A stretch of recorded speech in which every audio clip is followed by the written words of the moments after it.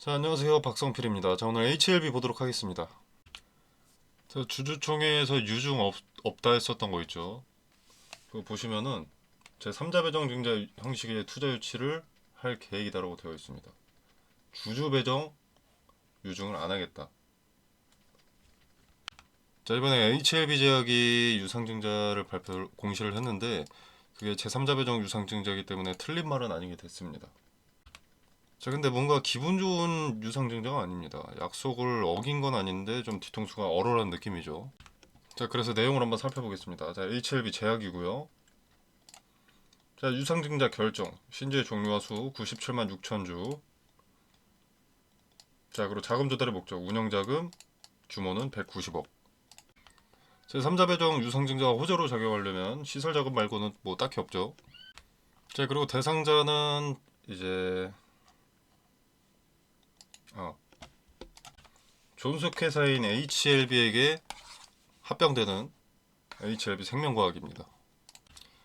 자, 일단 이게 HLB 생명과학이 있고 그리고 HLB 제약이 있죠. 자, 근데 제3자 배정 유상증자로 생명과학이 제약에게 190억을 주는 겁니다. 그리고 그 대가로 제약은 HLB 생명과학에게 190억치 주식을 주는 거죠. 97만 6천 주, 약 100만 주를 받는 겁니다. 그리고 생명과학은 존속회사인 HLB랑 합병하면서 소멸하는 회사죠. 자, 일단 좀 간단히 설명을 해보자면 일단 HLB라는 존속회사가 있고 이제 여기서 나눠지는 거죠. 생명과학, 제약. 자, 생명과학이 제약에게 190억의 현금, 그리고 제약이 생명과학에게 190억치의 지분, 주식 이렇게 주는 거죠. 누구도 손해를 보지 않습니다. 즉 쉽게 결론만 설명하면 여러분의 주당 가치 희석만 존재하는 겁니다. 97만 6천 주가 신규로 발행되니까. 이자 없는 천원사채를 지들끼리 내줬다. 뭐 이런 식으로 생각을 해볼 수가 있겠죠. 쉽게 말해서 그냥 지들끼리 주식 찍어내고 자금 손실은 0인 것이다. 법의 테두리를 벗어나지는 않았지만 야간 빠진 행위를 하고 있다. 이런 거 아니겠습니까? 자, 그리고 190억이 신화 어드밴스 인수대금하고 유상증자 금액하고 완전히 똑같죠. 타법인 지분 취득인데 이걸 운영자금으로 해놓은 것도 살짝 어이가 없습니다. 그리고 HLB 제약이 시총이 6천억인데 몸값이 6천억인데 200억이 없어서 190억이 없어서 이렇게 잔머리 굴려가지고 유증 때리는 것도 좀 그렇고요. 자, 제약의 유증을 받은 생명과학. 자, 이 생명과학은 존속회사인 HLB의 합병 공시가 발표 났기 때문에 생명과학의 가치는 이미 HLB 본주에 포함이 되어 있는데 이 주식을 제약의 주식을 대가로 팔아먹는 게 두 번 팔아먹는 꼴 아니겠습니까? 이게 좀 어이가 없습니다. 다시 한번 훑어보면 일단 생명과학이 제약에게 190억을 줬습니다. 그죠?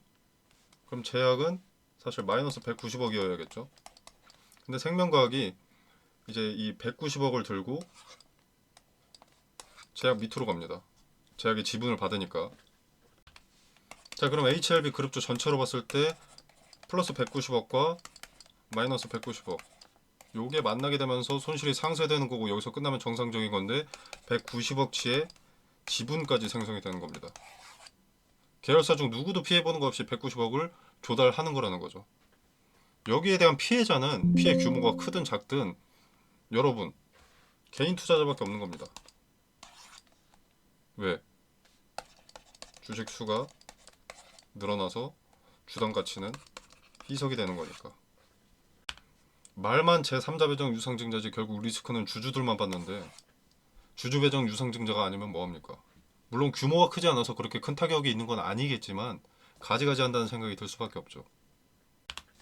자, 할인율은 0%긴 합니다. 할인까지 해버리면 주주들 목소리 커지고 담합하니까 그렇겠죠. 발행가액이 19,400원. 현재가네요, 현재가.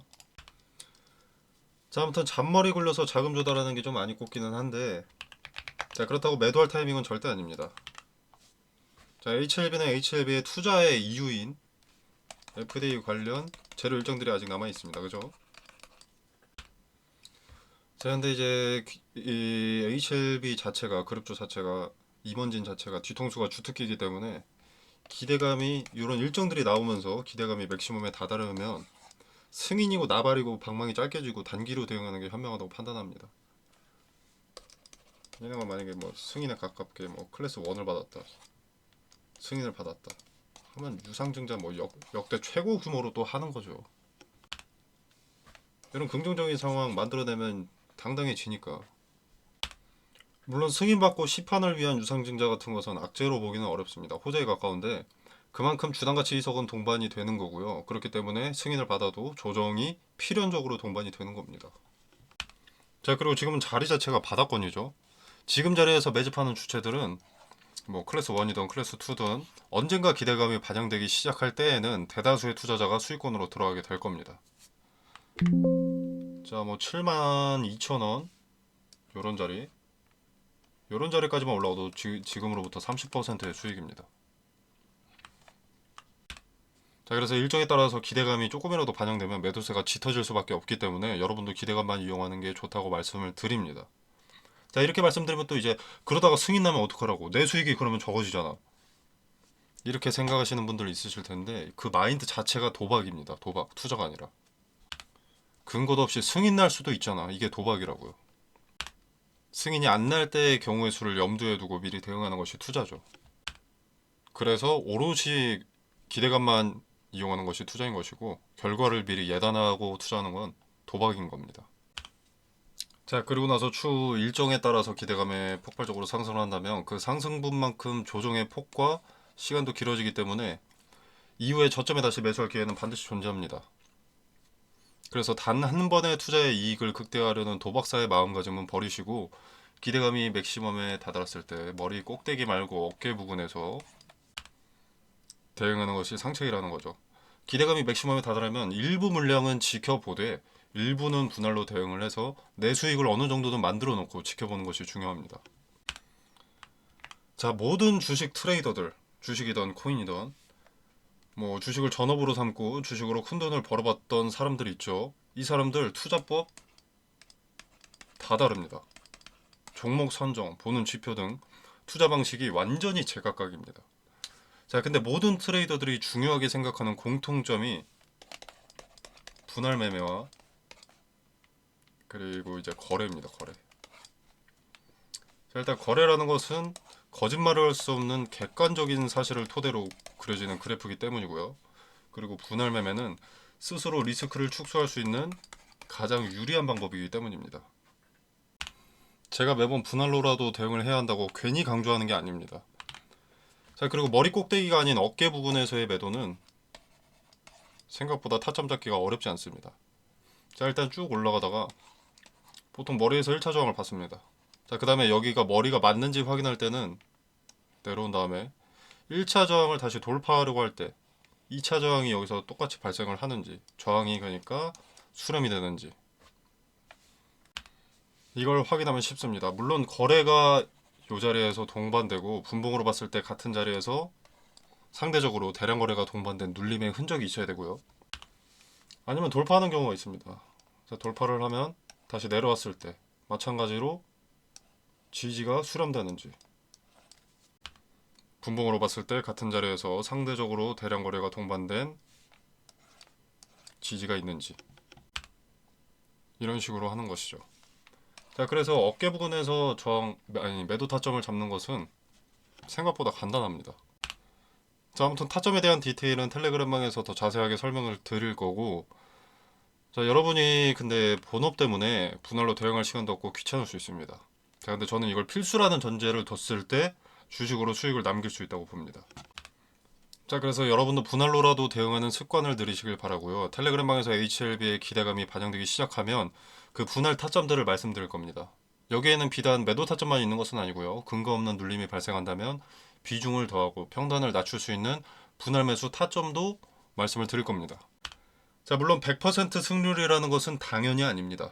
자, 그러나 리스크 최소화에 중점을 두고 기대감이라는 것을 도구로서 사용만 하고 분할로 대응했을 때 어떤 메리트가 있는 것인지 확인해 보실 수 있으실 겁니다. 여러분이 곧바로 따라해보지 않으시더라도 지켜라도 보신다면 이 리스크 최소화가 얼마나 중요한지, 왜 기대감만 이용하는 것이 투자라고 하는 건지 스스로 납득이 되실 겁니다. 자, 텔레그램방 참여는 영상 설명란에 보시면 여기 더보기 버튼이 있습니다. 자, 이 버튼을 누르시면 이렇게 링크가 기재가 되어 있고요.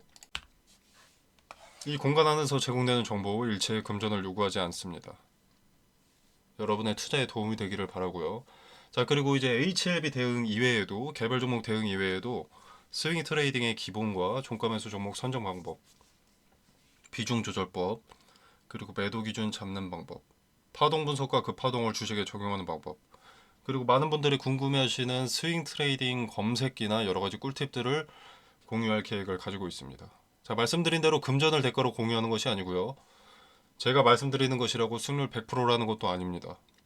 적어도 지금 근거 없는 투자보다는 승률이 월등하게 높아질 수 있는 방법들을 제시하는 것이기 때문에 한번 들어오셔서 지켜보시면 하나라도 도움이 될 것이라고 생각을 합니다.